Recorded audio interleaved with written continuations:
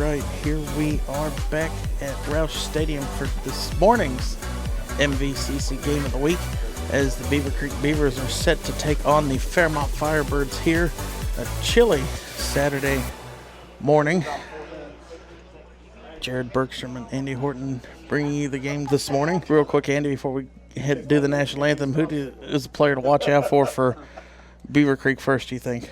Well, Jared, I think if you really got to watch out for anyone on Beavercreek's team, it's probably Jack Barnett. He's their quarterback, and they really haven't had a lot of success running the ball or too much this year.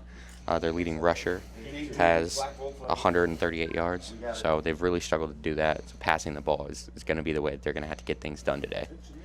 How about you, Jared? Who's Fairmont's player to watch?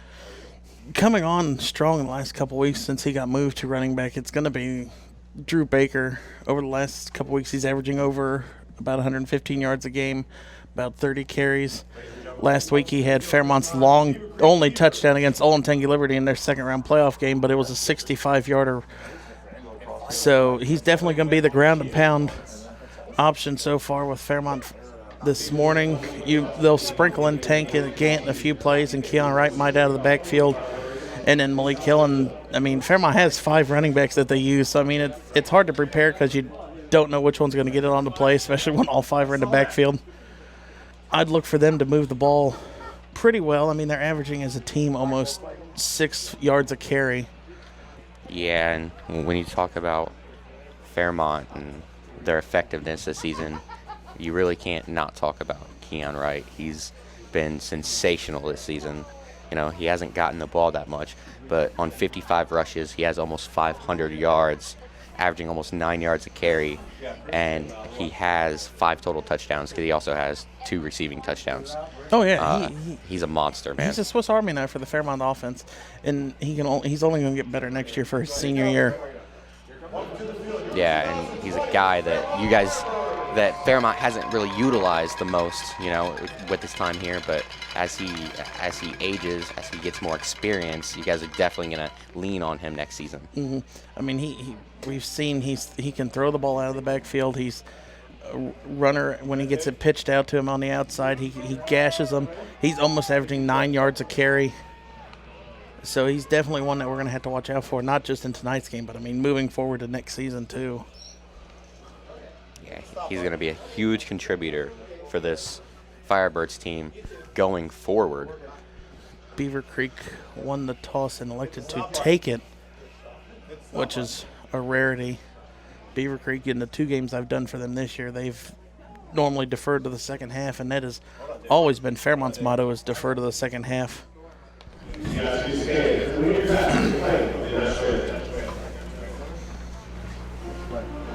Hey, what's up? A little more volume.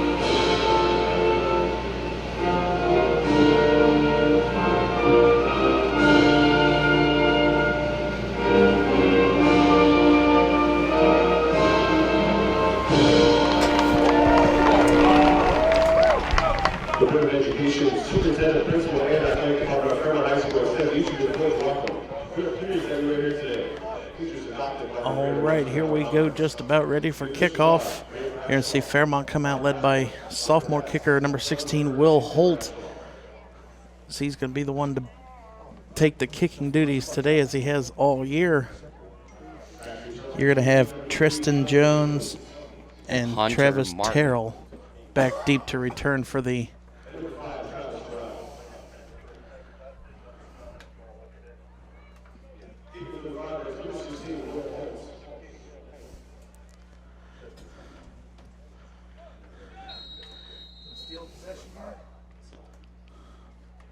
Fairmont does their typical, I don't know what you really call that, but they do that for every kickoff. So it's sometimes you might be able to catch the opposing team off with it, but it doesn't really work that much. And Holt pooches it middle of the field, and it's caught and fumbled at the 5, but corralled by Terrell, and he is upended at the 10. And that looked like McLaughlin that was in there first to hit for the Firebirds. That was a big hit. Terrell had and trouble Psalm. fielding that. Terrell had trouble fielding that one. Bounced over his head and wasn't able to make much of that play. But the Beavers, they were prepared for that little fake that the Firebirds do all the time, but they weren't able to get any good results out of the kick. Now Jack Barnett is going to come out as quarterback for the Beavers. And he's going to hand it off in the backfield to, I believe, that was Addison Culpepper. Yep. And on the run, pick up a 2 or 3 max. McLaughlin with the tackle for the Firebirds. Gain of only 1 they give him. So, Jared, last week the Beavers, they were able to get their first win of the season. It was a pretty good game that they had. I think it was 58-6 against Ponance. Yeah, they really Hawker beat with up the on fake, Ponance. and he's going to lob it. And it is intercepted by the Firebirds. That one's picked off by number 10, Justin Toll. It was a great play. It was not really a good throw by Barnett, but Toll was there the whole time, ready for the interception. Great coverage, and takes that one away. That's a quick turnover that the Firebirds were able to force, and this could be a very long game for the Beavers if the Firebirds are going to be able to put one in here early. Not even a minute off the clock yet, Jared. And we keep in mind, I mean, Fairmont's at the 13, but they're going to at least take 3 minutes off this clock if they don't score on this play. You see Hillen in the back, or under center, Baker right behind him. Baker's going to get the carry. Season. Pitched out to Kane Onosiki, and he's in for 13 yards out, and Fairmont capitalizes on Beavercreek's turnover and scores on the very next play. That was a very nice fake by the Firebirds. Great play by Osiki. I thought that one went to Baker as well. Was watching him until it looks like he broke a tackle at the 3, and then I realized he didn't have the ball, and it feels like that's when the Beavers realized he didn't have the ball either. It's a rough first play on defense.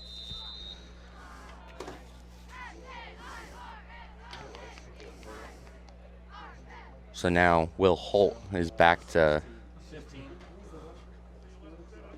give us the point after.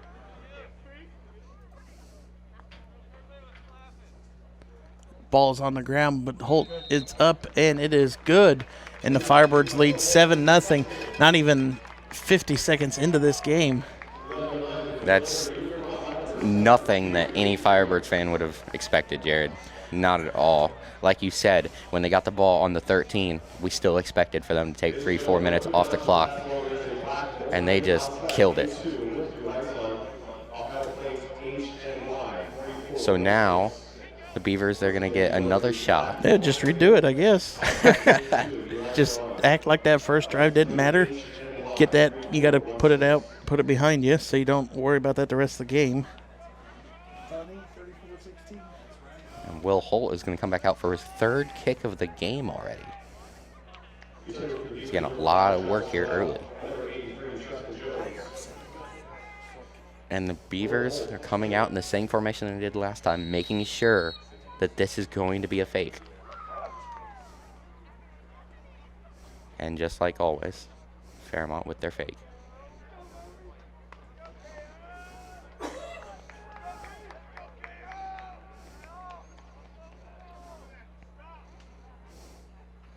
Holt sends this one away.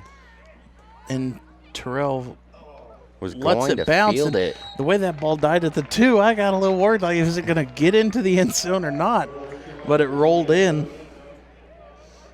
Yeah, Toll decided last second. He's like, nah, I'm just going to let this one go. No need to field this one. Steps aside. And so 1st and 10 for the Beavers and Jack Barrett come back out for the second drive of the game.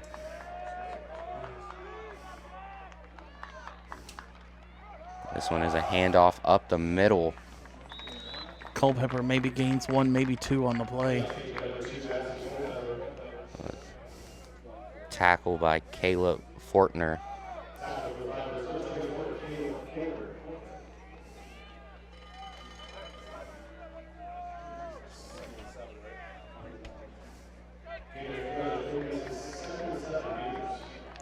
So with a 2nd and 7, the Beavers lined up in shotgun. It's fake handoff. They're going to look Hawker to throw it fought the outside. pass, and he's hit at about the 25. There's nothing really going there on that play. He looked to his first and his second reads, and there was no one available. So he tucked it down, tried to pick something up on the ground, and was able to pick up a couple yards. Tackled by Tank Gant on the play for the Firebirds. And it's 3rd and 4 here for the Beavers. First third down of the game. Got a player in motion. That's Allen Hopkins. Hawker's going to go, and he's sacked in the backfield. He was rolling out to his right, looking for room, looking for a open receiver, and tries to cut back, and Tank Gant was there to absorb him on that play. And it's not often that you hear Tank Gant so much on defense before you hear it on offense. Back-to-back plays. Yeah, he runs the ball a lot for this Fairmont team, so expect to hear him more on the other side of the field. Hawker, the other quarterback that Beavercreek switches in and out on to punt.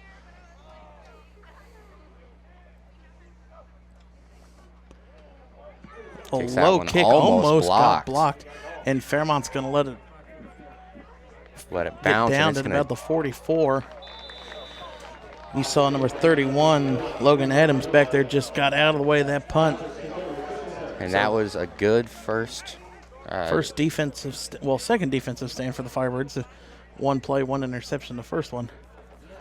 And it's a good starting field position for the Firebirds, but, you know, they still might take 8-10 minutes off the clock in this drive. They surprised us last time and scored on the first play.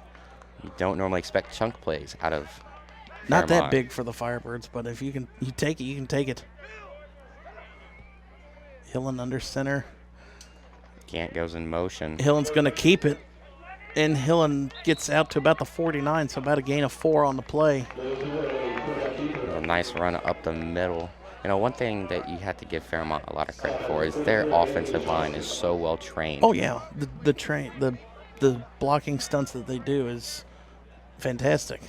And good thing about announcing a football game in the morning is I can see the ball clear a little bit better on those pit pullouts than you can at night.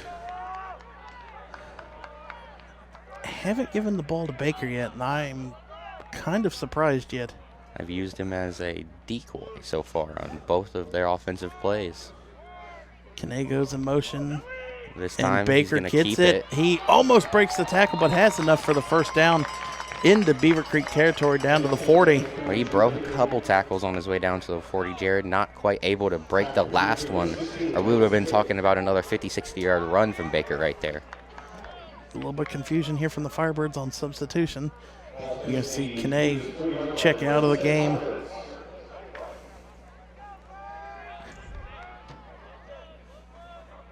As this Fairmont drive's already taking a minute off the clock. Still a little bit of confusion on the line. Play clock's down to 5. Helen barking out orders. Baker gets the carry. He bursts through to about the 44. There's a nice run that time. He's going to get him inside the 45. It's going to be 2nd and 6. Baker was tackled by Grant Stanley for the Beavers.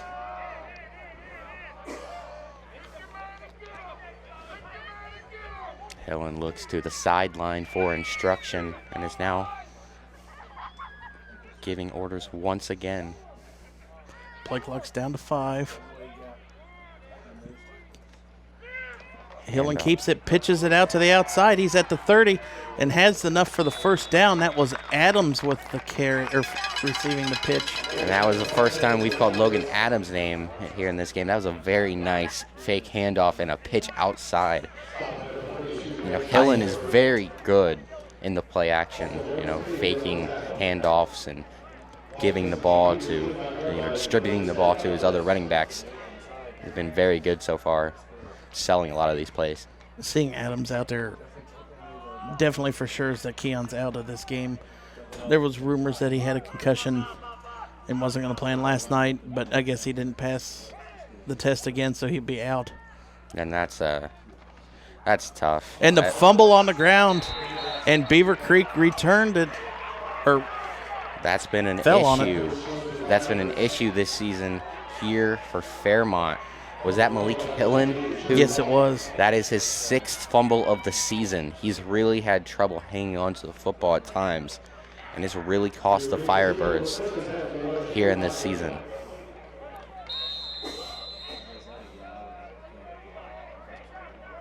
So now the Beavers are going to come out for their 3rd offensive drive.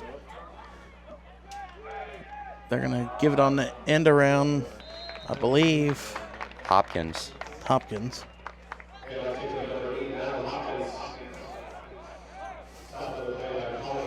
McLaughlin with another tackle for the Firebirds. Called his name quite a few times already.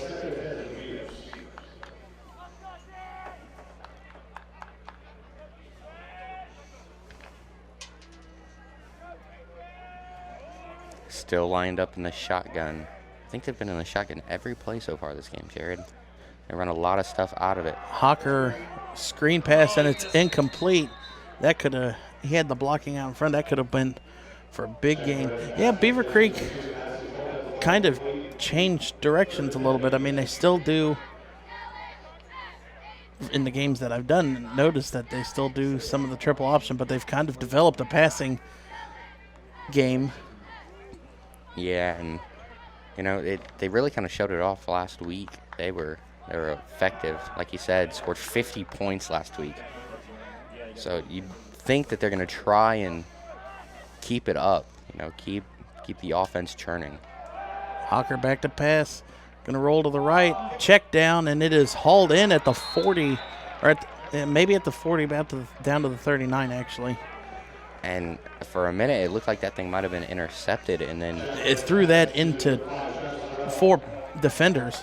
He threw it into coverage, and then his wide receiver popped out of nowhere to snag that ball. It was a very nice catch. So now it's 1st and 10. Ball on the 38, fake handoff, throws it outside. They're going to get it up to around the 39. Maybe a gain of 1. That was number 17, Stevie Tips.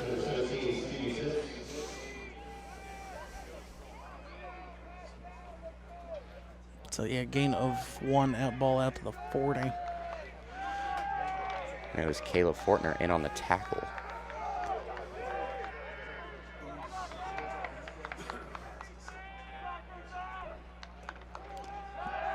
Hawker checks it down and tackled by a bunch of Firebirds. And then the ball comes out at the end of the play, but they called it dead. Hauled in by loose. number 4, Spencer Grandmont, and Caleb Young was the first one there. First contact for the Firebirds. So another third and manageable here for the Beavers. And this is the best their offense has looked so far here in the first quarter. They're starting to find a little bit of a rhythm. Couple completions in a row. Motion man again. And he's rolling that way, looking, going to lob it down. And it is hauled in at the 45. I believe that was number 80. 80, Steven Jimenez. But it's going to be 4th and about 3. Thompson with the tackle for the Firebirds. And it looks like Beavercreek's going to go for it. 45-yard line, has to get to the 40. It's an interesting decision. It's makeup games. Don't really have anything to play for except the win. Might as well. I mean, you're going to have 3 receivers to the top of your screen. A run up the middle, and he will be stopped about 2 yards short, and the Firebirds defense prevails on 4th down. That was Addison Culpepper on the rush. And he starts to the line, looked like he had a shot. There was then a hole. met the second line of the defense, and then those they just stopped him linebackers cold. crashed that hole. And Fairmont have excellent starting field position again. You're going to have Baker and Hillen back there in the backfield. Kanay's going to be at the end of the line, closest to you on your screen. He'll be the one to run into the backfield.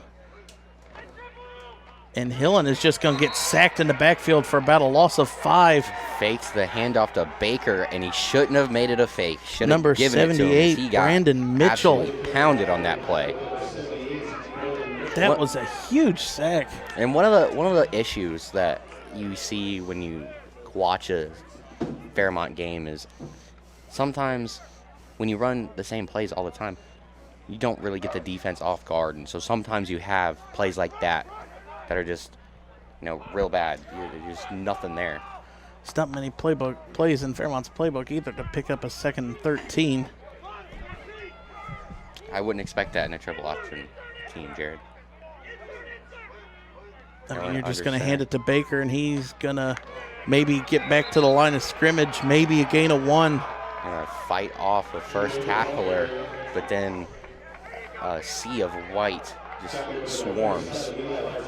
Bartell with the tackle for the Beavers. So it's going to be 3rd and 12. And we might see one of Fairmont's dialed-in passes that they do here. It's going to be interesting to see if they do, who you're going to, because leading receiver this season is out. As you previously stated, Keon Wright is out with concussion. So I hope he can get healthy. Fakes the handoff, and he's like you throw said, it. Jared, that was a throw. Not quite sure who he was throwing to, as it was almost intercepted by one of the safeties. I think that was intended to Krieger. There are 2 wide receivers on that side of the field, but He kind of threw it in the middle of both of them. Yeah. Overshot the one and threw it short of the other one. And if the defensive back could have kept his hands on that one, it'd be 6 It the might other have been way. tipped at the line because the ball had a weird trajectory going down to the ground. If not, it would have been an interception for the Beavers. But now you're going to see Gant out here to punt for the Firebirds.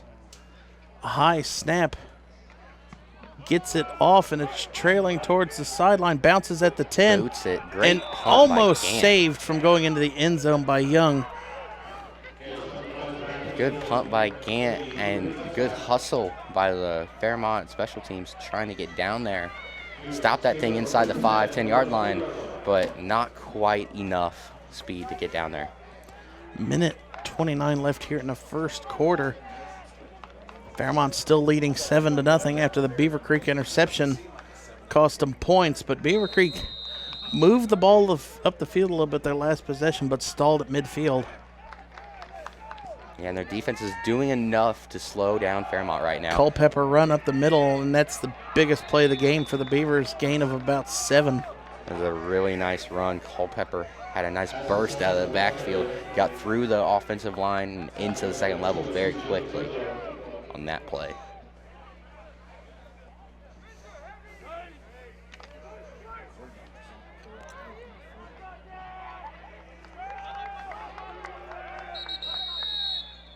There's going to be a flag thrown. Illegal substitution against Beavercreek, so that'll back them up 5 yards.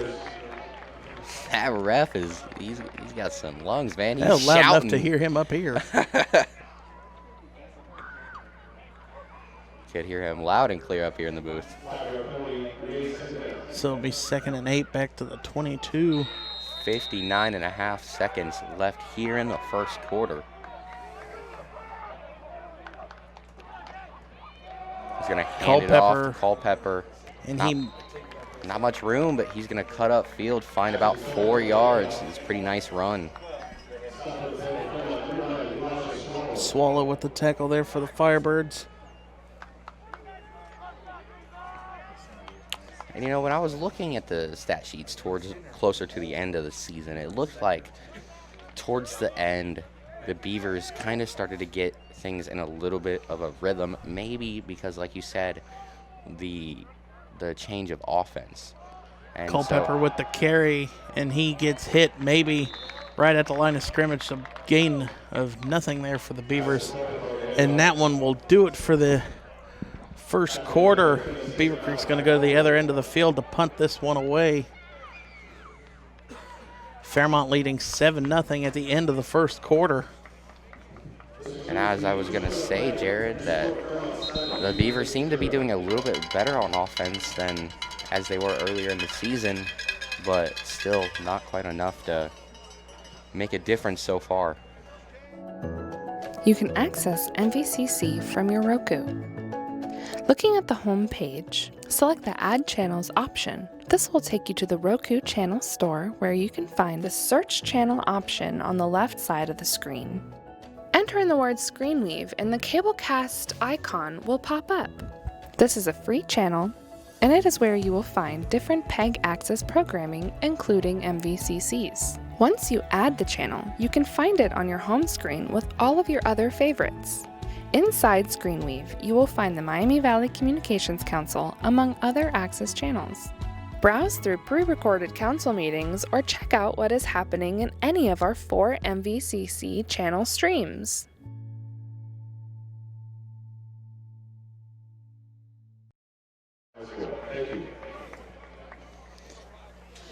And welcome back here. 4th and 6, sorry, for the Beavers at the 24-yard line. Here to start the second quarter. Fairmont up 7-0 on a Kane Owensiki touchdown run on the first offensive play of the game for the Firebirds. That punt is going to be hauled in by number 31, Logan Adams. And so Fairmont is going to take over at their own 43-yard line. As the Firebirds have had good field position all day, but this is the second time that they're starting on their side of the field. Hillen is still in at quarterback. He's under center, and he's barking orders.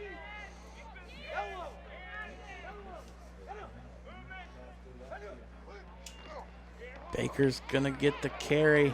Go up the middle. To about the 49, and Malik is down on the ground. He took a hard hit low, and he's grabbing that lower ankle.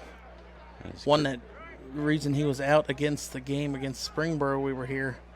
He's grabbing at that knee, and he looks like he's in a lot of pain right now. Yeah, but he's going to stay in the game. He's going to soldier on. You see that limp. It's going to be an interesting development here this morning.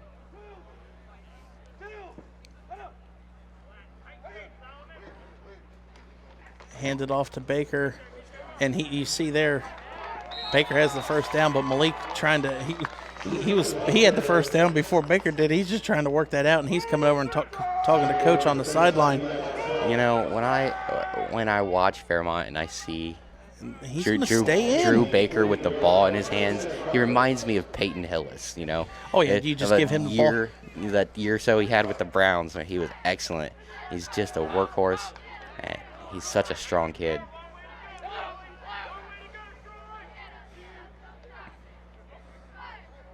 Just got to give credit to Hillen, though, staying in. Yeah.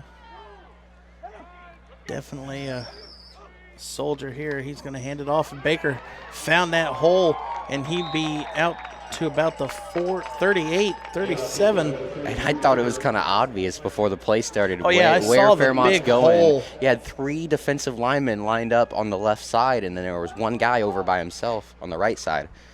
And that's an easy decision for an offense. 2nd and 2. Ball is on the 37.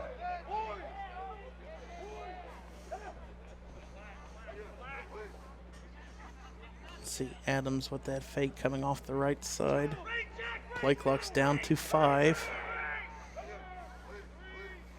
Baker gets the carry, and he's stopped right at the line by number 44 for the Beavers, Anthony Johnston. That was a great stop by Johnston. That was a great hit right there at the line of scrimmage. And like we said earlier, sometimes when you don't have a very large variety of plays, sometimes the defense is able to get a cue and get in the backfield. That was one of those plays, and very good tackle by Johnson. 3rd and 3 here, or 3rd and 4 for the Firebirds.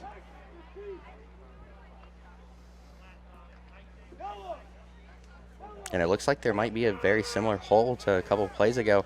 They're on the right side of the line. They're going to go the other way. Baker bursts through and has, well, the ref is not marking it off for the first down. They're going to call it 4th down, but I thought Baker was in the air past the first down. It's going to be 4th down, and that's why we don't wear stripes, Jared. yeah, well, my eyesight's better up here than it is down there. And now it's going to be 4th and short, and you're going to see Fairmont bring out I call it the very strong eye. They're going to put Tank, Drew Baker, and then a lineman right behind Malik. Play clock is down to 5. I don't know if they notice it or not. Fairmont's going to waste the timeout here. That one hurts. Yeah, that one you want to keep. Firebirds. I mean, 8.5 minutes left in the first half. You want to keep that timeout for later. Yeah, and now the defense, they know exactly what to look for. You know, you got the right personnel, but you got the right personnel out there.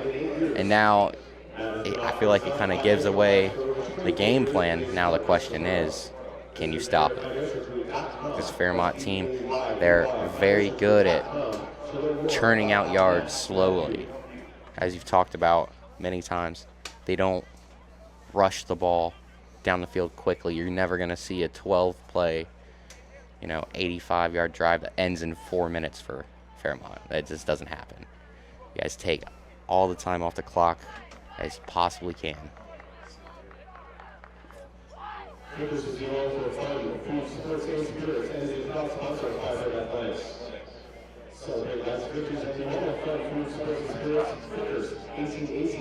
Now after the timeout, we're gonna have both teams back out on the field, and like you said, the very powerful I formation. Gonna hand it up the middle. They're gonna pick up about 4 or 5 yards, plenty for the first down. Drew Baker surged up the middle on that play. Johnston with the tackle there for the Beavers.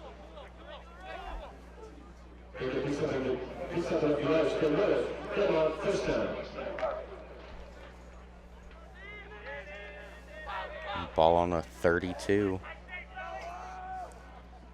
8:10 left here in the first half.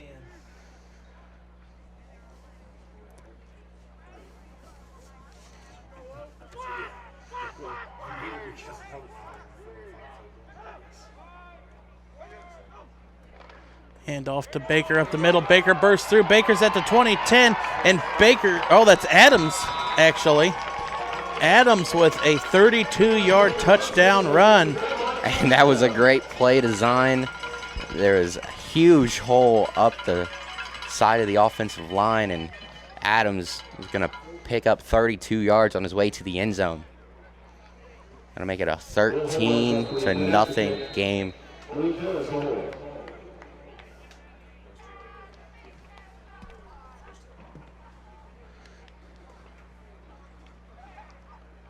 Now Holt out to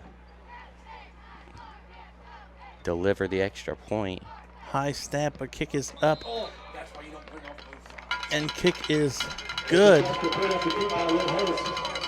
Fairmont leads 14-0.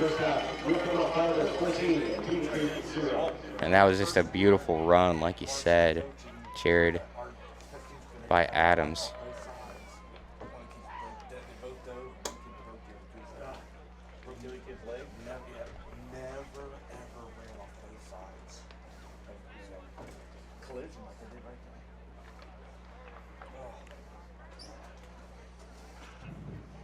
Did you know that Midwest has LTL freight carriers headquartered right here in New Ohio? That's right, Team Freight. And they offer one oil sheet of services to thousands of cities throughout the 13-state area. Hold on out here to kick off for his third time today.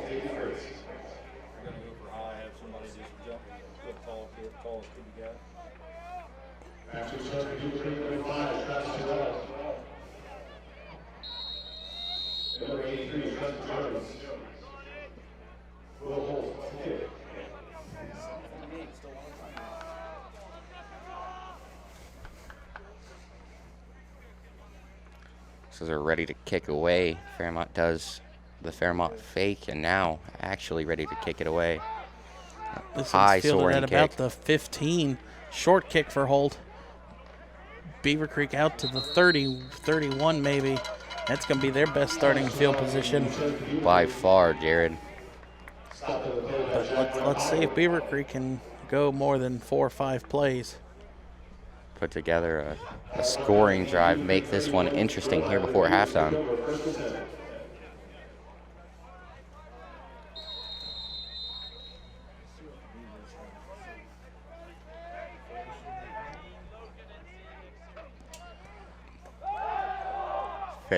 Fakes the handoff, delivers it to the outside, and they're going to get the ball up to the 39. Gain of about 8 on the play. That one was Hopkins on the catch.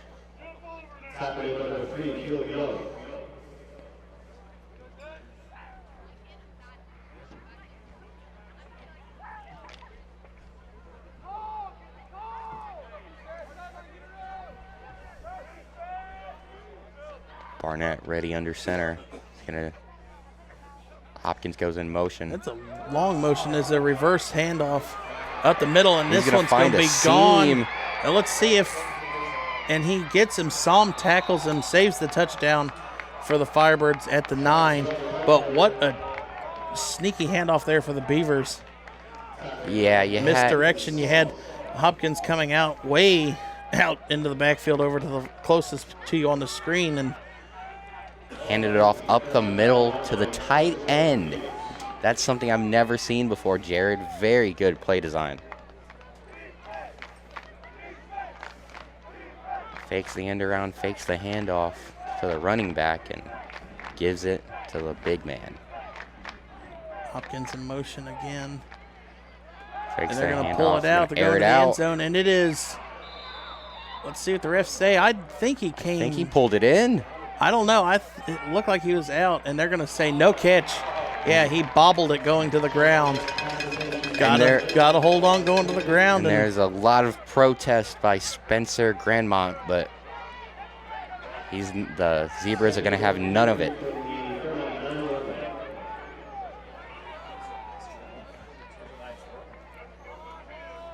So that was a very good throw there by Barnett. Yeah.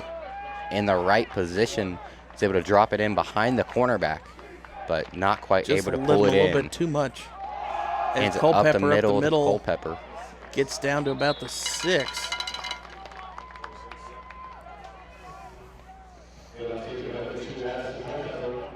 Tackled by Dalton Gustweiler for the Firebirds.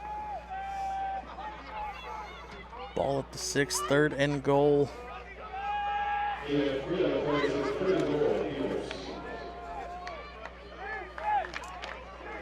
We approach 6 minutes left in the first half. Hopkins goes in motion. Back to pass, throws it down, and he's tackled right at the 5. Nice open field tackle. Ball came out at the end, but he was down. It was Culpepper. Ethan Salm with a nice open field tackle to prevent Culpepper from going anywhere. Yeah, Culpepper hold that thing in at the 5 and he was hit right at the 5 too. Plastered by the Fairmont defense. 4th and goal for the Beavers here, and they're going to. I definitely think you got to go for it. Field. See, Culpepper was trying to shoot quickly, gets into the huddle. 10 seconds left, but let's see if Black's going to call a timeout maybe. No, he's going to stay on the sideline. Play clock's down to 3. They get it off just in time. He looks, down, throws it and over it the is middle, and it was low and incomplete, behind. but a late flag. That was behind the receiver, but let's see what the flag is.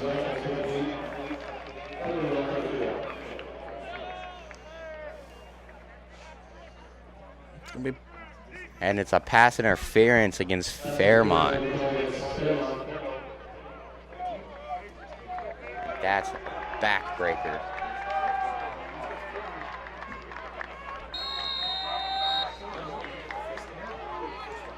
So it's going to be 4th down at the 2. Never mind. I guess that wasn't a pass interference. Hawker's going to get it, and Fairmont's defense prevails on 4th down again. They were swarming on that play, and they're going to bring them down for a loss of about 2. Huge play there by the Firebird defense. Bending, but refusing to break.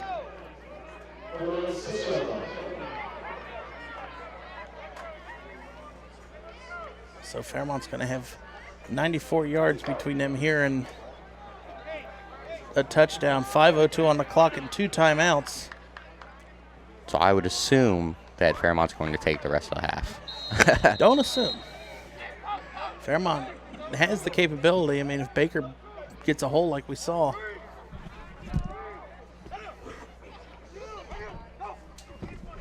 One's going to go up the And middle look, to there's that a man, big Baker. hole for Baker right there. He's going to get it Takes off across about the a gain of 15. 15 on the play. Tackled on the play by Bryce Solberg for the Beavers. Ball's now on the 16. Scoreboard says 16. Really, it's on the 18. There's a nice 14-yard pickup there on that play. Hillen is back under center.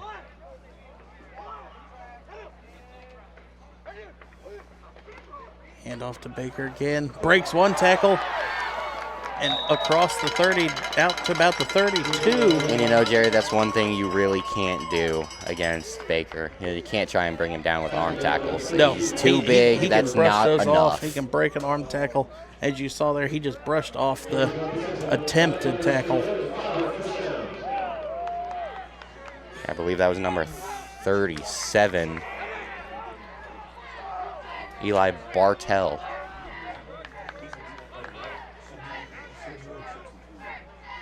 Yeah, I was doing Baker at some 98 research. yards. I was- 4 minutes left here in the first half. That's impressive. I was doing some research before the Pitch game, out Jared. to Kane, and they're going to blow Throw a it dead. flag. Offside. So in the last 4 games, Jared, Baker has over 500 yards.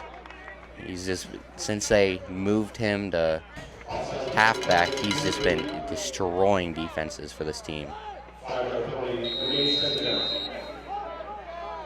Oh, and Fairmont's first round playoff game against Perrysburg, he had a couple long, nice runs. And he's just a lot to handle for an opposing defense.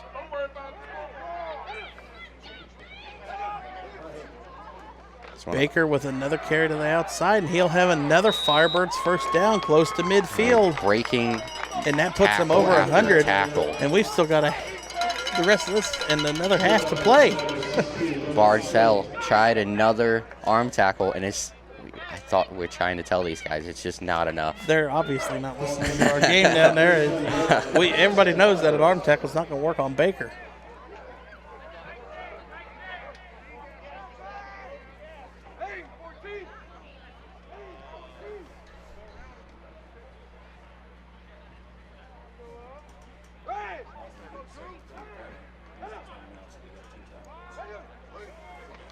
Tank goes in motion. Hillen going to pitch it out to Kane.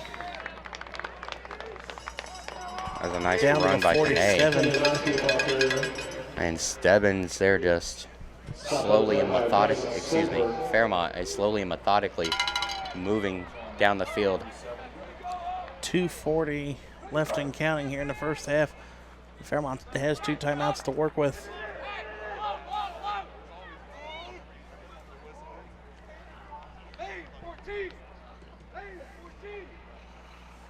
Play clock's down to 10. Pitch out to Kane to the outside. Has the block to the outside. Inside the 40, down to about the 35, and another first down run for the Firebirds. He's going to be pulled down by Johnson there on that play, Johnston. And that was a very well-designed play. The pitch to Kane, and he found a quick cut lane upfield, used the lane, and was able to pick up All he had, nice that chunk one, of yardage. the wide receiver sealed that one block they had.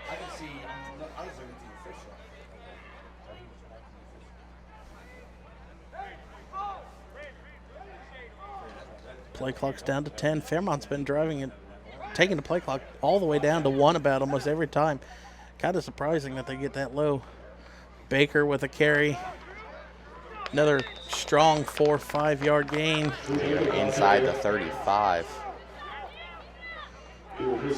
Down to the 32.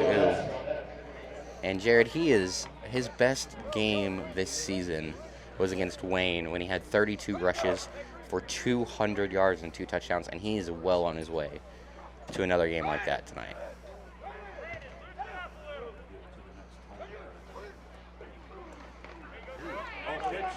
Pitch to Kane. Onosicki gets down to about the 30.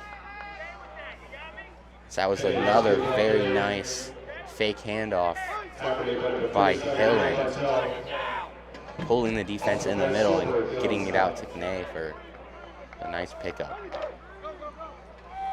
3rd and 2. 50 seconds left here in the first half. Hillen's going to lob it, and it is intercepted by the Beavers. And that was almost an identical throw to the other one that almost got intercepted earlier here in this game. There's 2 wide receivers on that side of the field, and he just threw it right between the 2 of them. Right between the 2 of them was a safety. So Fairmont with a 14-0 lead, but with 2 turnovers really hindering their ability to put points up here in the first half. It's going to be a way different game.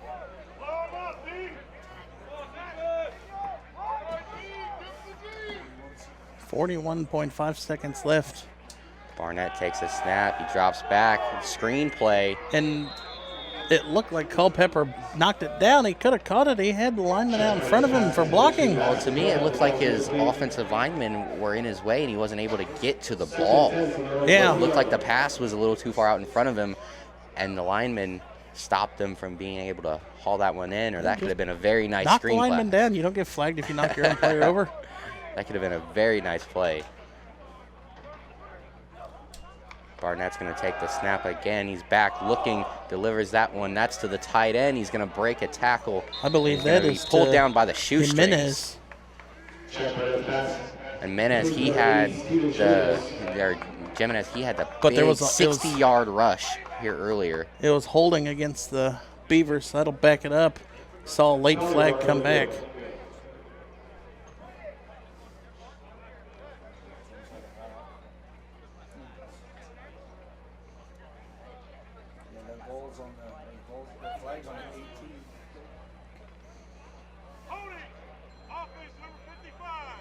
That was a holding on the Beavers. By A.J. Wolf. Fairmont declines it to be 3rd and 5, but I also think it keeps the clock going. Yep. As the clock will restart.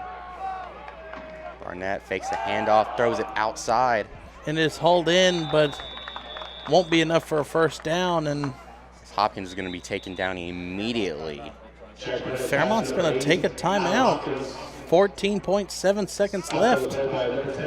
Maybe get a decent return here. Maybe get an attempt for a whole field goal. And Caleb Fortner and Owen Olson in on the tackle.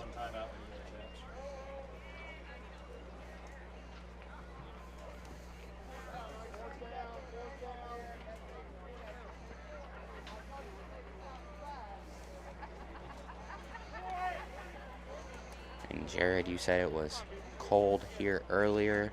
Just looked at my weather app and it is 45 degrees with a real feel of 37. So it's definitely a brisk, crisp morning.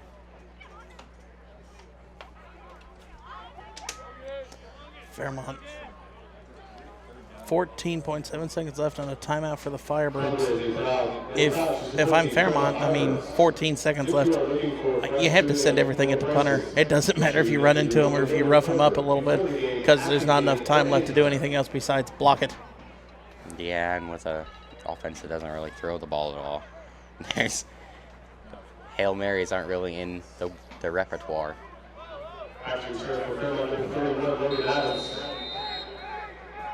Beavercreek's not going to punt it. So about 15 seconds left. This could be very interesting. If they don't pick this up, unless they're just trying to draw Fairmont off sides. You see Nick Black calls the timeout there for the Beavers. That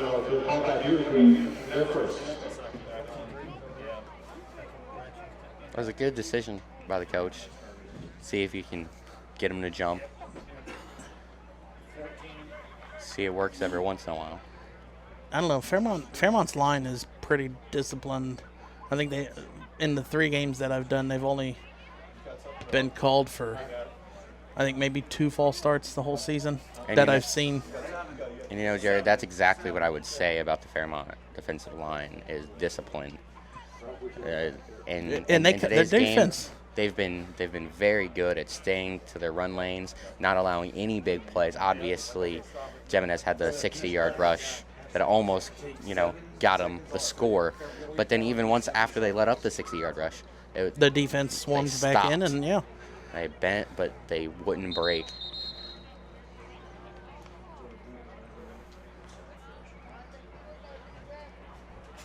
And now you're going to see Beavercreek come out and punt it.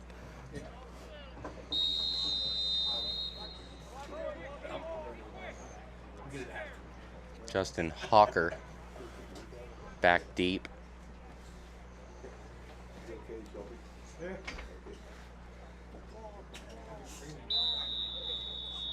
And Beavercreek's going to call another timeout. That one surprised me. Yeah. Head scratching there. They've still got one more timeout if they want. They want it. And they want to take it.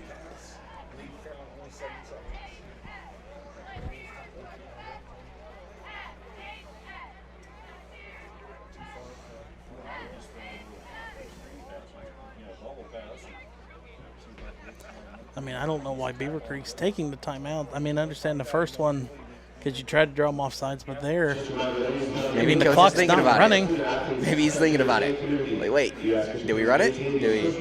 Are we going to try and hang on to this thing? Not give it back to him?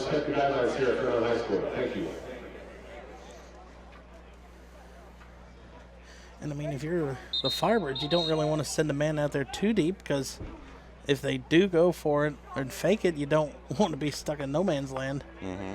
They're going to put Adams back at the 40.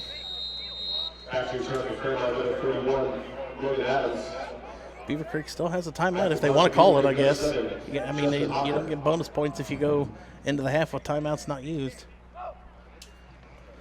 As this time Hawker's going to kick it away. It's not the best punt. It's going to be fielded. Adam Fair caught it at the 45.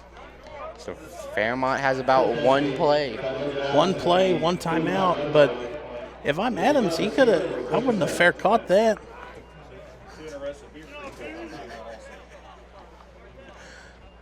So, I mean, I would have at least tried to return it a little bit. He had a little bit of room. Maybe Adams just didn't see it.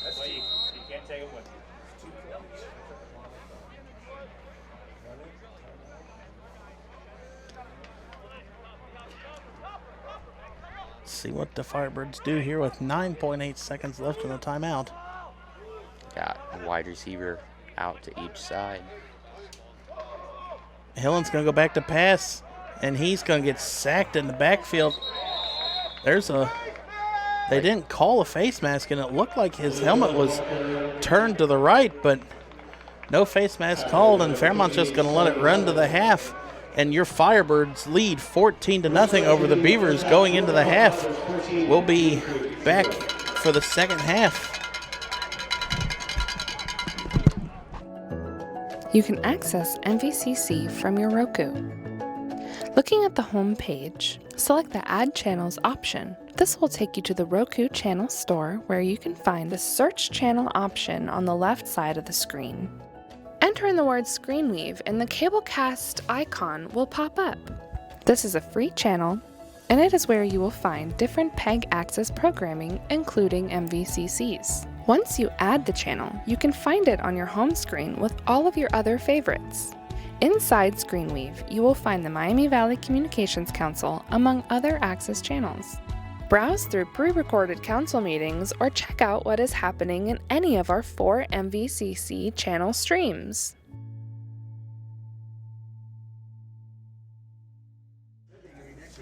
All right, welcome back here to Roush Stadium for getting ready for the second half of our MVCC game of the week. Fairmont leading 14-0 over the Beavers. Fairmont accumulated 153 yards in that half compared to Beavercreek 62, but more than half of the yards are coming from Baker for the Firebirds. 14 carries, 114 yards and a touchdown. Kane Onosiki has 4 carries for 31 yards and his touchdown. Adams 1 carry for 11 yards and Hillen 4 rushes for -3 yards. Hillen is 0 for 2 with an interception. And then Travis Terrell for the Beavers has 1 carry for 52 yards. Culpepper 7 for 16.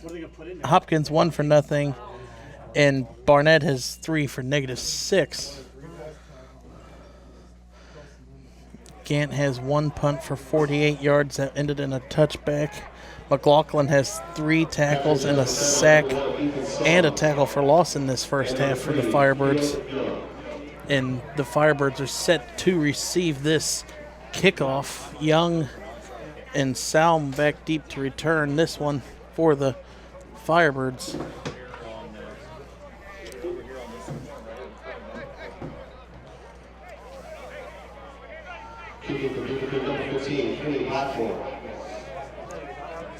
Kicker is number 15, Kenny Blackmore for the Beavers.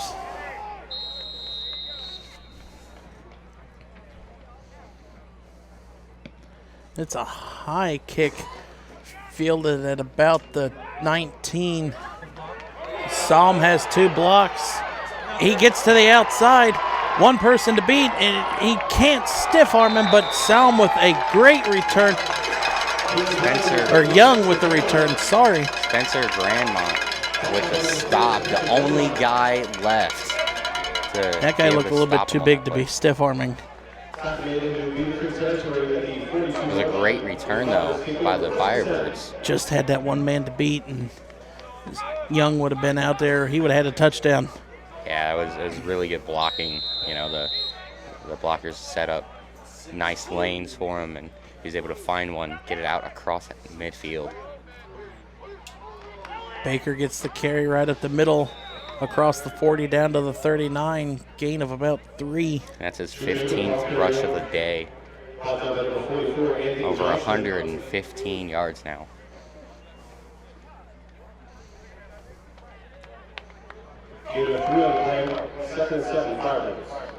Baker's averaging over 8 yards a rush in the first half.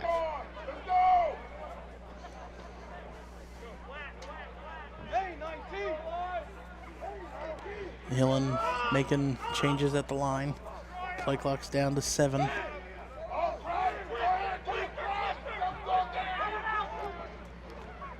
As Baker gets the carry, bounces off one of the blockers, and he's down to about the 25-yard line. Another big run for Baker for a Firebirds first down. He's just been on. He's just bouncing off the defenders. Those arm tackles are not working. Yeah, these arm tackles aren't working at all, and he's not slowing up. We said earlier he has 508 yards over the last 4 games, and looks like he's ready to add to that total.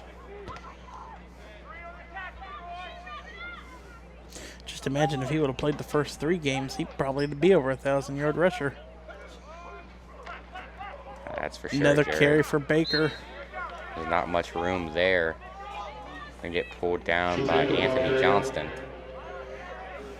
Stop on the play by number 40, Georgia.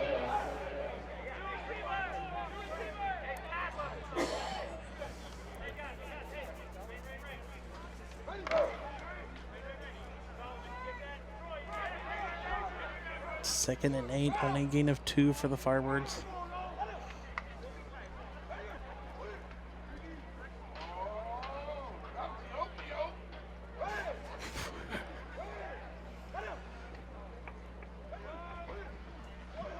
Hillen's going to keep it, and he is pulled down in the backfield. And you know, Jared, every single time he's decided to keep it, he's just been pummeled. Troy Goff with the sack there for the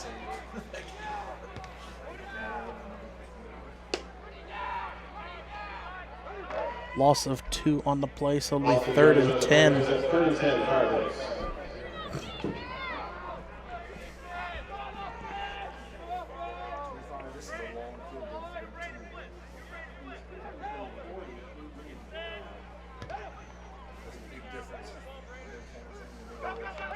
Kane, a high snip to the or high pitch to the outside, breaks a tackle.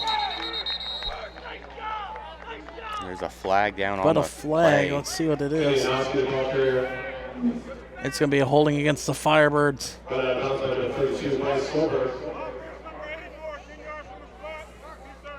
And Beavercreek's going to accept it. Yeah, and that's a good idea to accept because we've heard today It was that at the 29. the Fairmont kicker was hitting them from 40 pregame. Want to keep them out of No, they field goal declined the range. penalty. Never mind. The late decision. It needs to be a play clock on if you want to accept the penalty or not. I agree, Jared. You can't wait for him to spot the ball and then, oh, nope, we'll decline it. It's not far enough.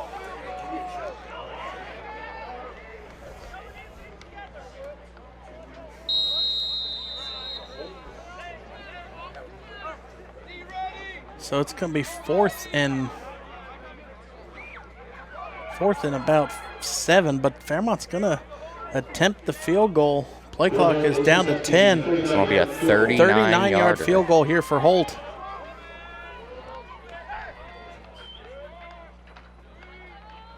Snap's good, Holt's good. Kick is up, on the way, and it is good. Will Holt from 39 yards out adds 3 to the Firebirds score and puts them up 17-0. That was a very impressive kick there, Jared, and that one had just barely enough on it. He kind of got a lot of English on it that it was rotating more left and right than it was nose over tail. That one barely got over the crossbar. Yeah, I was going to say, I thought it might have hit the goalpost on its way down. It was very close to not going. And now if you're a Beaver, you got to be questioning, why did you decline the penalty?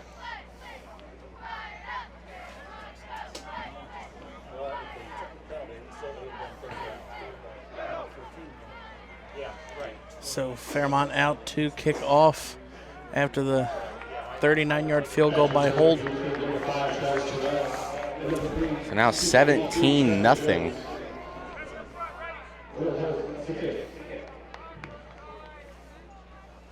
Our drive took a little over 3 minutes off the clock. And we were ready for the kick, and the wind blew the ball off the tee.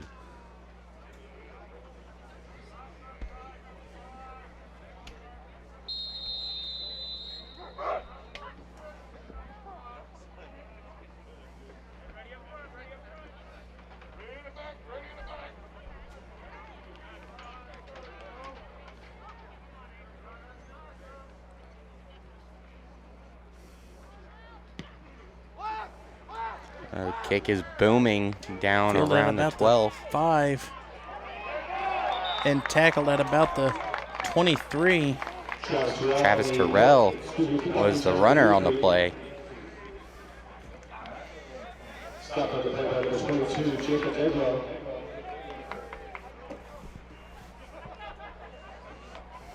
Ball's placed at the Beavers 24-yard line, first and 10.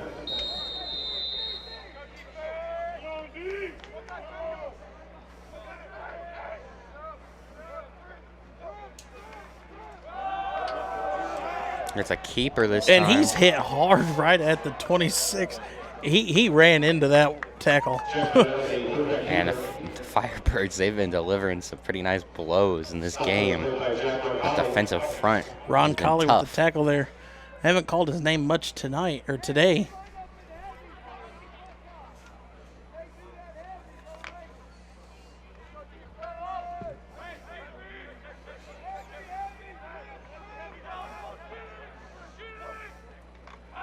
He's back to Back throw. to pass, and he's gonna.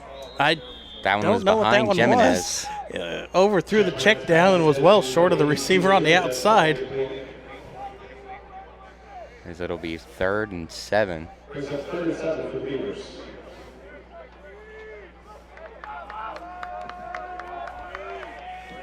It's gonna be 3rd and 7, and Beavercreek has only taken 30 seconds off the clock in this drive. You don't want to give it back to Fairmont that quick. Not an offense like Fairmont. They don't score it quickly, but they keep the ball out of the hands of your offense and make it hard Back for to any sort of pass. comeback. Gonna check it down the middle of the field, and it is incomplete. They're going to call it They're going to call that a complete. catch? And the one ref says incomplete. Let's see what they do. They're talking about it That now. one hit the ground. You could easily see that one went through. And now they're going calling to back it incomplete, off and mark back. The Firebird sideline gives up a roar. That. I mean, that one, you could easily tell that one hit the ground. That must be a Beavercreek official over there. I mean, we easily saw that one hit the ground. So it's going to be 4th and 7, 8:04 left, and Adams is going to be back to return for the Firebirds.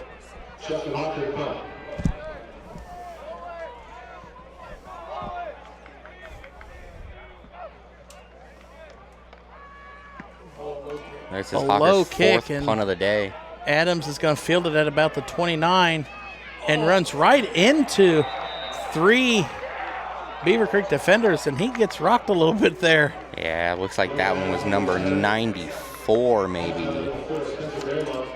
Number 4, Spencer Grandmont. I know Beavercreek's orange numbers all tend to lead together. Yeah. I think I saw 71 out there too. Mitchell Rother.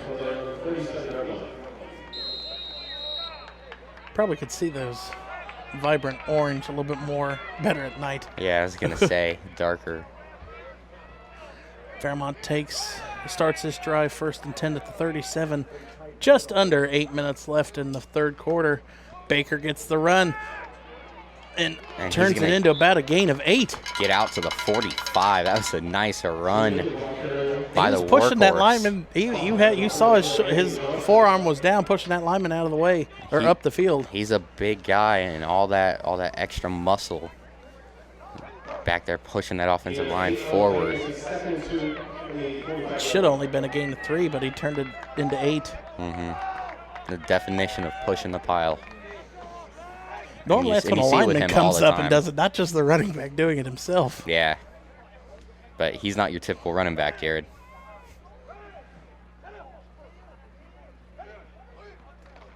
Baker with the carry. Baker has the first down for the Firebirds. Out across the 50 to the 49, and there's another good carry. And they're just going to lean on him hard here in this He game. might have 200 yards by the end of this quarter. He's well on his way.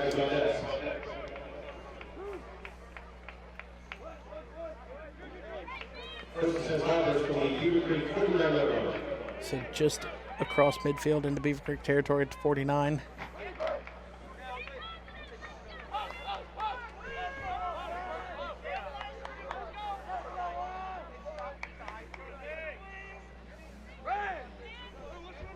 Play clock's down to 6. Baker with another carry. Another keeper, and he's going to get another 5 out Across of the that 45 down to the 44. The 5 or 6 gain on that one. That's going to make his average per carry go up too.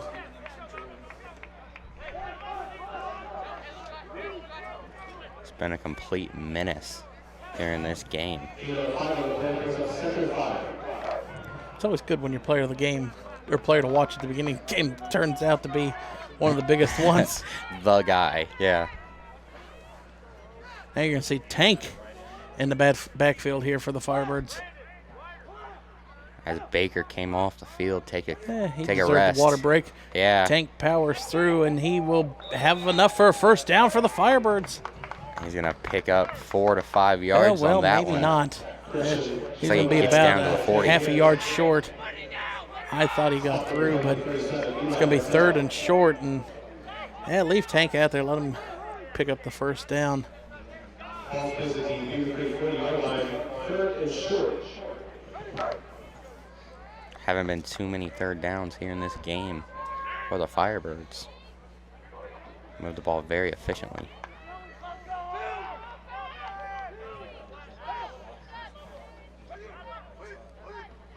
Hillen's going to keep it right up the middle, and he'll have enough for a Firebirds first down. Gonna push the pile just enough.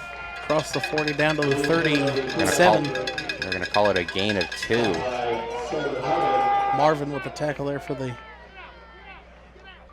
Beavers. So 5 minutes left, and the officials are going to stop the clock. Officials are down the field.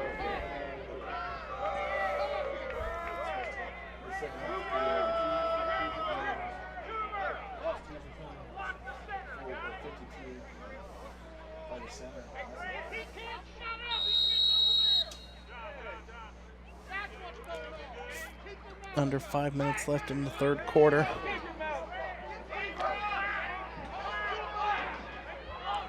As Gant is still the tailback in the game. And when you talk about a monster, Tank is a definition. And it's a great name for him, too. 6'3", 220. Tank gets the carry, and he's gonna powers stumble. down across the 35 and stumbles down to the 32, 33. Just a powerful body. Very hard to take down. And think he's 5 inches taller and 50 pounds heavier than Drew Baker.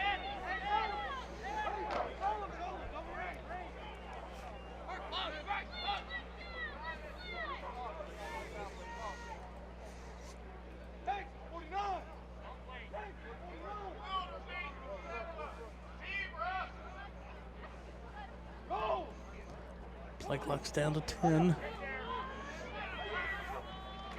Tank gets the carry. Stutter step that tackle, and will be close to a first down. That was a nice move by Tank. There was 2 defenders almost as soon as he got the ball. He somehow shimmied his way through and was able to pick up a few yards. A big man slide on his feet.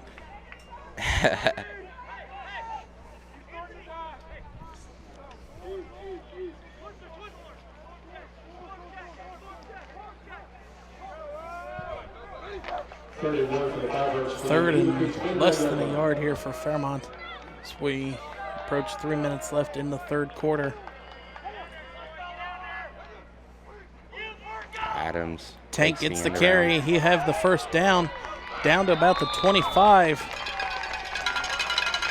And this is what you expect to see when you watch Fairmont. You know, they use up the clock and they just have a bunch of big backs, and it's hard to stop all of them.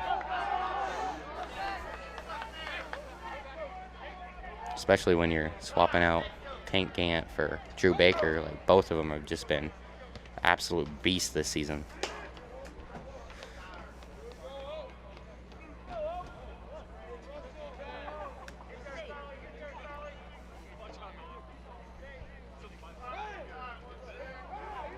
Play clock's down to 4. Hillen's going to keep it, and he's hit right as soon as he gets through the hole. Maybe a gain of 3 on the play.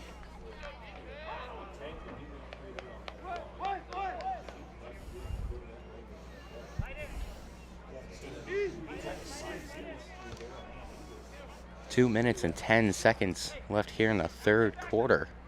Gain of 4 on the play for the Firebirds on Hillen's run.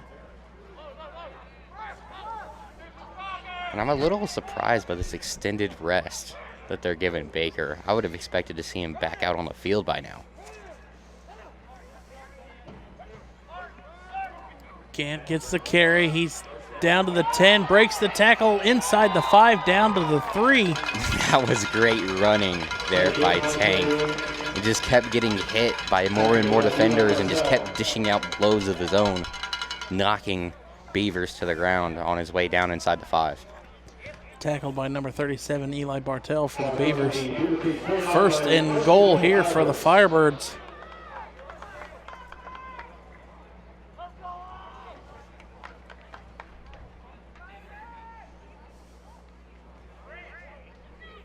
Looks back to the play clock, or to the coach for the assignment. Play clock's down to 5. Tank gets the carry up the middle. And I think he still stood up going. at about the 1, maybe the 2. He fought very hard for those yards. He's one of those guys where it takes 4 or 5 guys to pull him down, and you could see on that play, Surprised they were draped all over him, quickly. and he was still churning forward. Under 50 seconds left in the third quarter. Tank gets the carry to the right, and he will be in for a 2-yard score for the Firebirds. Puts them up 23-0, 36.7 seconds left in the third. And, you know, Tank Gant, he's so good. He's just a blunt weapon. You just keep pounding him, and eventually you're going to break a hole. That time they got into the end zone.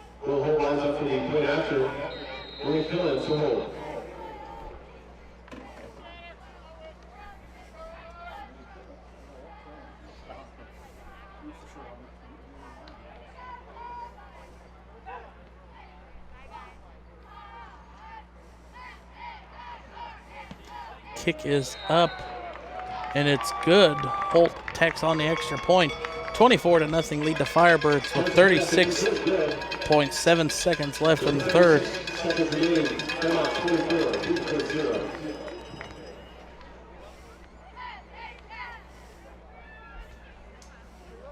When you talk about one-sided games, this is it. This is exactly what you're talking about, Jared. Beavers have not been able to make anything happen on offense, and they've been able to, you know, force a couple of mistakes by the Firebirds, but to no avail.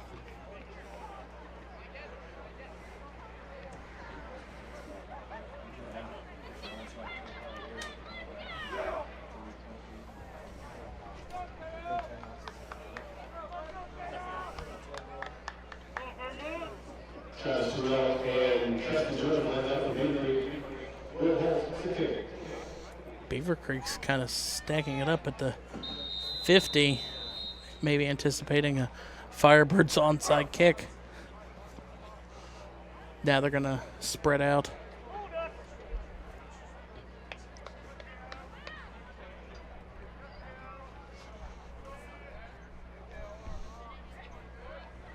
Holt's kick is away.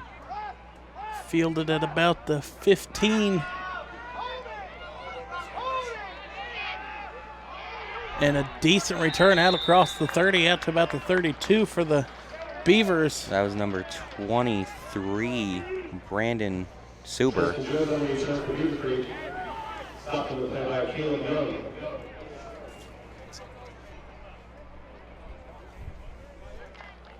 Ball's placed at the Beavercreek 30-yard red line. Ladies and gentlemen, first and 10. 29.8 seconds left. This might be a one play. Enough for one play here for the Beavers. Back to pass. He's going to tuck it and roll to the other side. Middle of the field, it is hauled in by number 5, Travis Terrell. That's enough for a first down for the Beavers out to the 43. You got to give some credit to Terrell. He's been the only guy for the Beavers really that really done been able to anything today. get anything done, yeah. When- He was the one with the 60-yard run earlier, and so When Barnett went to come back into the middle of the field, I thought the 3 linemen for the Firebirds were going to kind of sandwich him. he was able to And- get rid of it just in time. Right. And that one's going to do it for the end of the third quarter. Going into the fourth quarter, Fairmont leading 24-0. with the Beavers driving from a few times here in today's game.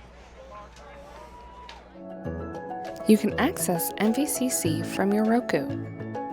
Looking at the home page, select the Add Channels option. This will take you to the Roku Channel Store, where you can find the Search Channel option on the left side of the screen. Enter in the word Screenweave and the Cablecast icon will pop up. This is a free channel, and it is where you will find different PEG access programming, including MVCCs. Once you add the channel, you can find it on your home screen with all of your other favorites. Inside Screenweave, you will find the Miami Valley Communications Council, among other access channels. Browse through pre-recorded council meetings or check out what is happening in any of our 4 MVCC channel streams.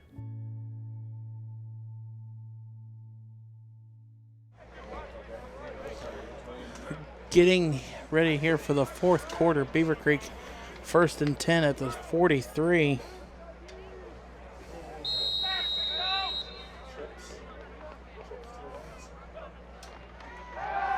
Barnett looks to throw, fakes it. Yeah, this time A he's lot going of to time, deliver and it. It is hauled in. What a catch there. That one was Hopkins, maybe? Or no, that one was Terrell again. That's a great catch by Terrell. He's shown some athleticism here in this game. And you can see when Barnett's back to pass, Fairmont defense is doing a very good job covering up his options every time. And here we go, another. He's having to go through 2 or 3 different reads. Pass was incomplete. Intended to Jimenez.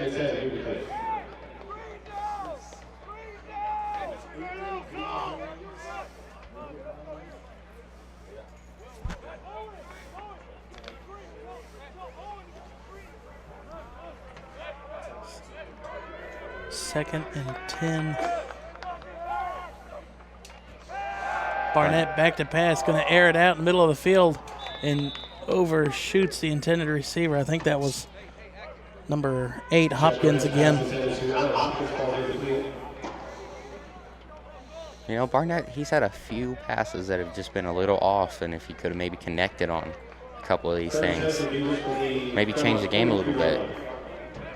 That would have been a 20-yard play, gotten him into scoring range.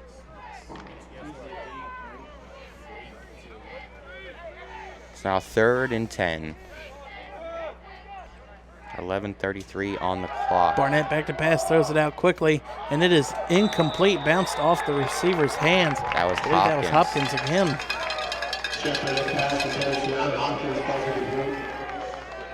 And that was exceptional coverage by Fairmont. It's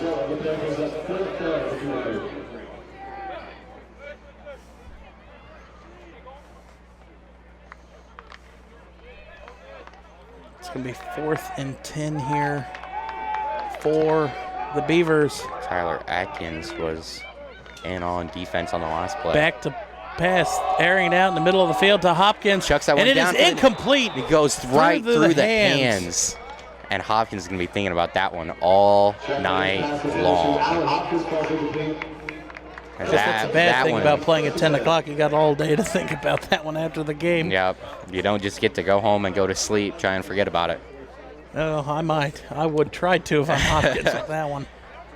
Fairmont takes over on 4th down. Beavercreek, I think, is 0 for 4 on 4th down tonight, or today after that. It was a good try, and that was probably the best throw of the day. It was right on the money. Hopkins just dropped it, kind of like Evan Ingram did on Thursday night for the Giants. They would have won that game. Hillen keeps it, but Ingram just dropped that wide open pass. Yes, he did. It looks like that was the first positive rush for Hillen all day. Finally able to get out of the backfield with the ball in his hands instead of getting stuffed.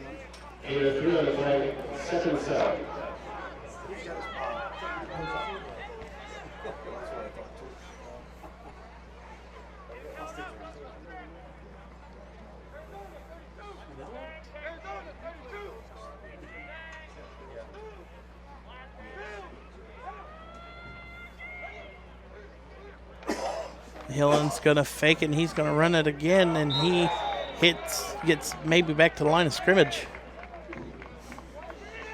That was a good fake that time. Fake to Cahill. He kept the ball, and if he would have handed it off that time, Cahill would have gotten blown up. He keeps and he's able to pick up a yard. There for the for the Beavers. Brings up 3rd and 8. You'll see Baker back out on the field. First time in a while that we've seen him.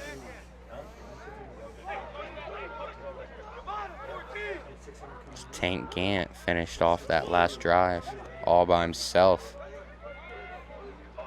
Baker gets the carry. Finds Baker a hole and he puts it on the ground. I think he got it back though. It's going to be 4th down for the Firebirds at midfield. That was a Firebirds bounce. It's just stayed right there. Yeah, it's a lucky bounce there for Baker as he puts it on the ground, and it comes right back to him off the first bounce. We got a guy down on the field.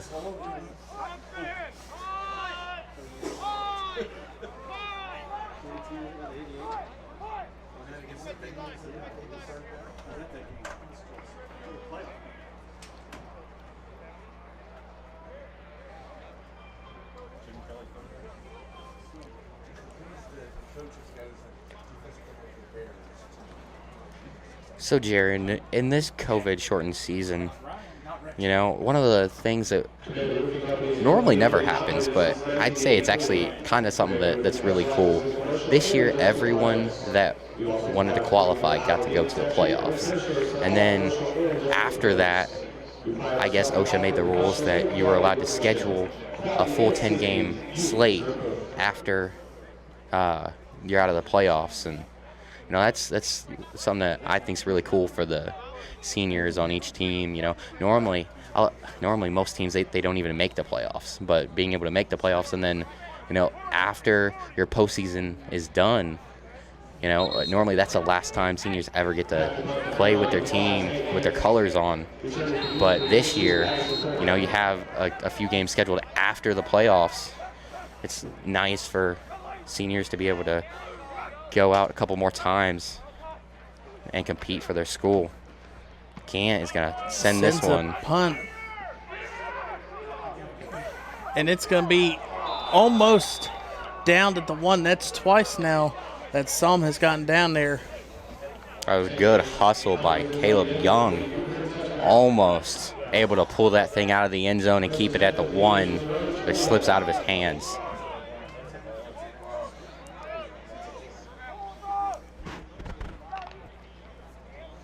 So Beavercreek's going to take over at the 20. Hey, where's the whole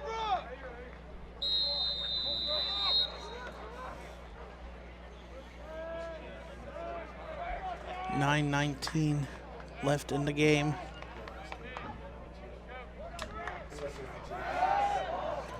That one is incomplete, bounced off the hands of Spencer Grandmont, and a flag comes in. That was really good coverage by Caleb Young. He got in there on the play and was almost able to intercept it, but knocked it away. And they're going to call offensive pass interference against Fairmont. He's going to place the ball at the 35. And you know what one guy thinks is good defense, the refs think is a flag.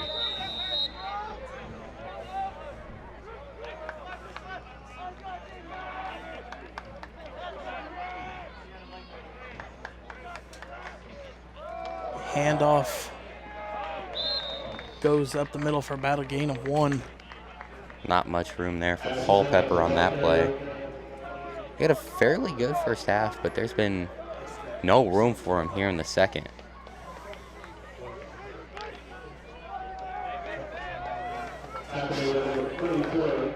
McLaughlin with another tackle there.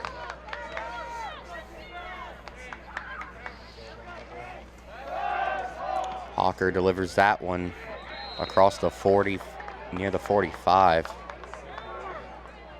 Gain of about 8 on the play. It'll be 3rd and 1. Stevie Tips, the receiver, on the play. The Holbrook with the tackle for the Firebirds.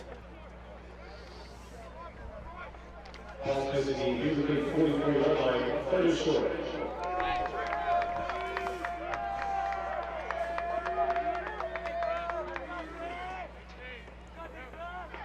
Culpepper is going to get the carry, and he does not get the first down. He looks like he's going to lose a yard, so it's going to be 4th and 2. And Culpepper, he was met in the backfield, was able to make one guy miss, but still was not able to get back to the line of scrimmage. Fairmont's been all over them today. Roncalli with the tackle. And Beavercreek's lined up to go for it again.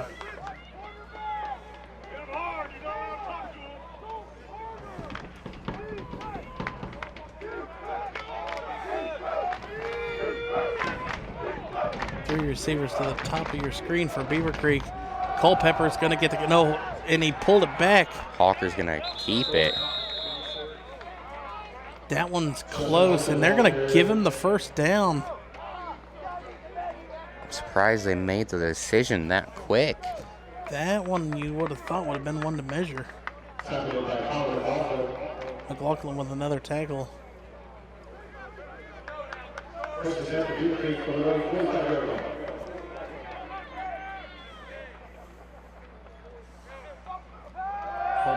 Back to pass, and it is incomplete, a little short, intended to, is that Terrell?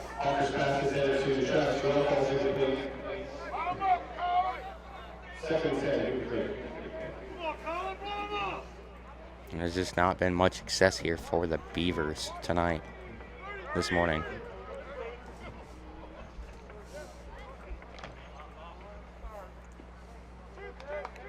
Hawker's going to go with an empty backfield here. 3 to the top and 2 to the bottom.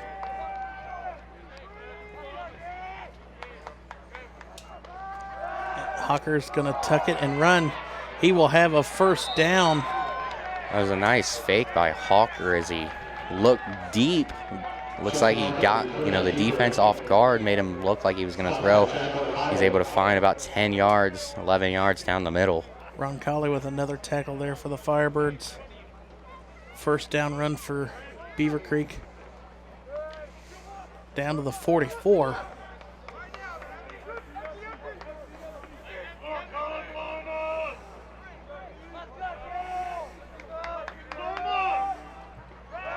Hawker back to pass. He's going to be sacked in the backfield at midfield. That's number 24, Caleb Fortner. A huge tackle, a sack. And the Beavers quarterbacks just have not had much time to throw here today in this game. They've had a second or two to look, and then they're automatically scrambling. And the Fairmont defense has done a good job containing them.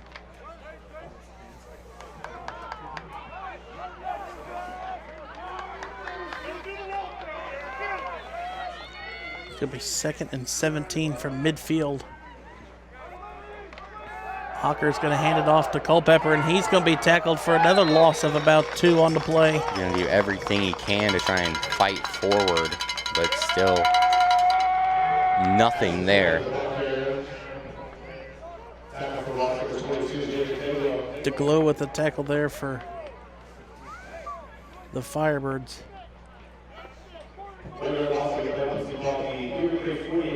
3rd and 8, 3rd and 19 back to the Beavercreek 48. You have any 3rd and 19 plays in your playbook, Jared? Go deep. That's about it. Fake the handoff to Culpepper. He's going to throw a bullet in the middle of the field, and he will have enough for a first down for the Beavers. Hauled in by Terrell. That was a nice catch and run as he secures it around the 40 and is going to get it up near the 30. He ran right through the zone of the Firebirds and stopped, sat down, waited for the ball. I was expecting what you said, Jared, go deep, but he threw it too quickly for that and found an open area of the zone in the middle of the defense. Under 5 minutes left in the game. Beavercreek driving, try to put points on the board. Hawker back to pass, throws a bullet, and it is tipped in. almost intercepted.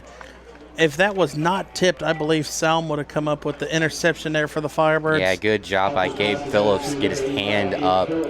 I don't know if he knew Salm was back there, but he went to go look like he tried to catch it. But if he didn't tip that, that was an easy pick for the Firebirds and Yeah, Salm. that one was going right to Solomon. Like you said, I don't know if he was trying to catch that one or just knock it away, but it was a good play for the Beavers. 2nd and 10 at the 33, 4:38 left in the game. Hawker takes Culpepper the snap. with the run. And what a shoelace tackle there by 22 DeGlow. One of a few times here in this game where Culpepper was able to get past the line of scrimmage.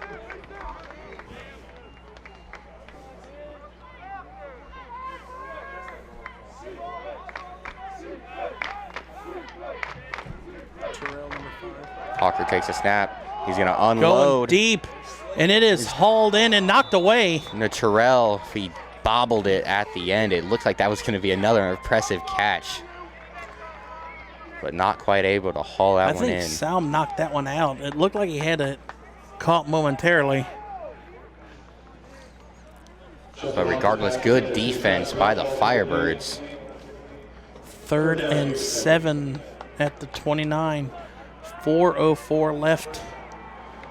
And you know, Jared, if you're here for Beavercreek, you're watching this game, you really kind of got to think, why wasn't Hawker in the game earlier? I feel like he's been much more effective passing the ball. Speaking of which, Hawker's going to throw this one over the middle. Guess who? That one was Terrell again, as he's been very active here in the second half. Justin Hawker's pass completes to number 5, Travis Terrell. As Terrell now has 6 or 7 catches in this game, most here coming in the second half.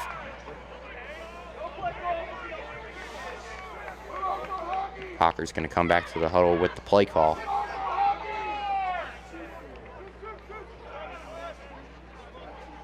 Got Hopkins and Terrell on one side, along with Hawker back to pass. Middle of the field in the end zone, and it is incomplete. That Fairmont had that interception, but it looked like two Firebirds collided and knocked the ball loose in the end zone. That one was thrown to Stevie Tips.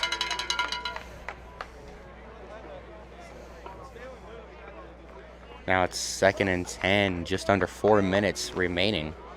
At the 18.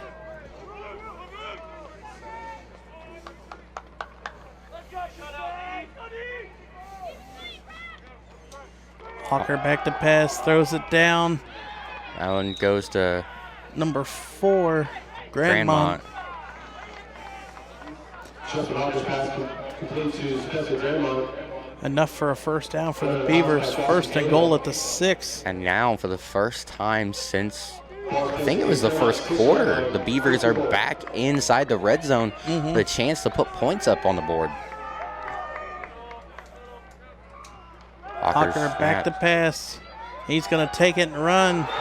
He's going to get taken Maybe down. he gets to the 5. Maybe, they're going to say he got back to the line of scrimmage, so 2nd and goal. That one was number 33, Tanner Boyer, and on the stop.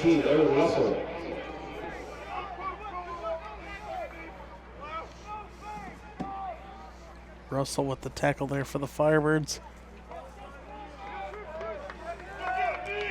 As we approach 3 minutes left in the game. Hawker hands off to Culpepper. Culpepper stopped at about the 3. That was a nice rush by Culpepper. It's going to be 3rd and goal from the 3. Under 3 minutes left and counting now. It's a big stand for Fairmont. We're going to see if they can keep this thing a scoreless game. They did our last game here against Springboro. 4 plays from the 1-yard line, and Springboro didn't get in. That's encouraging for the Firebirds. 3rd and goal at the 3. Hawker hands off to Culpepper, and Culpepper brought down for about a loss of 2. McLaughlin with a tackle for loss there for the Firebirds. There's a big tackle for loss. There's no room there at all. So we approach 2 minutes left in the game. It's going to be 4th and goal at the 4 for the Beavers.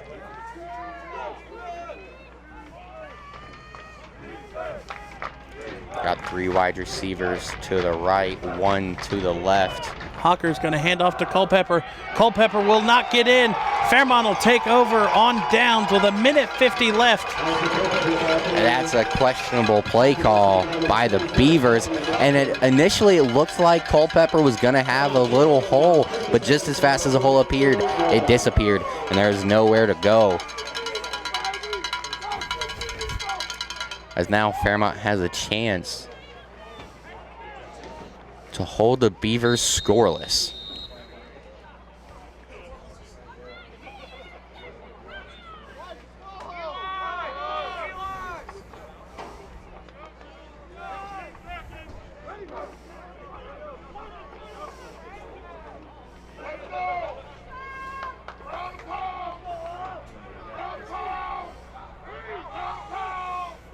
As you got the power eye lined up, Tank is all the way in the end zone. He's going to rush it. He's going to get out to about the 6-yard line, pickup of only around 2. Tackle made by Anthony Johnson.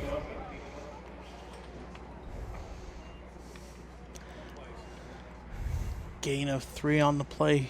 And if the score holds, this is going to be the only shutout that Fairmont has pitched all season.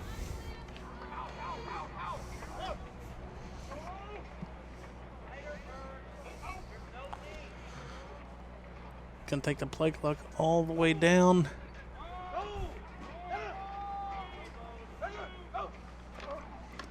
Gant gets the carry to the left. Gain of about 1. Tank in the ball carrier. But under a minute left, and Fairmont only will have to hike it one more time. Third down for the Firebirds.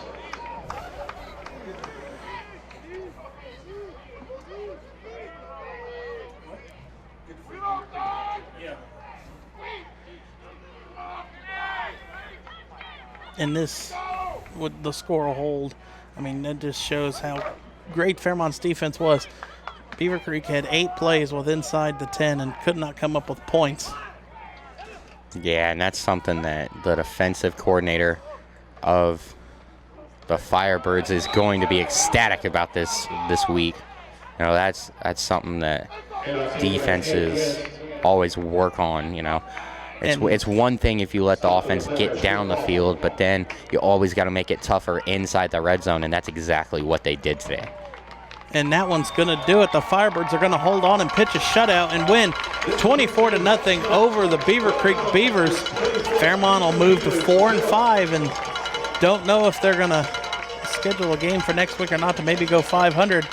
But Fairmont's defense is the one who won this game for them off the back of Drew Baker. Had over 150 yards rushing and a touchdown in the game. So Baker will probably be your player of the game. But Fairmont pitches the shutout 24-0 over Beavercreek. Signing off for MVCC, Jared Bergstrom and Andy Horton. Thank you all for watching. That's all, folks. You can access MVCC from your Roku. Looking at the home page, select the Add Channels option. This will take you to the Roku channel store where you can find the Search Channel option on the left side of the screen. Enter in the word Screenweave and the Cablecast icon will pop up. This is a free channel, and it is where you will find different PEG access programming, including MVCCs. Once you add the channel, you can find it on your home screen with all of your other favorites. Inside Screenweave, you will find the Miami Valley Communications Council, among other access channels. Browse through pre-recorded council meetings or check out what is happening in any of our 4 MVCC channel streams.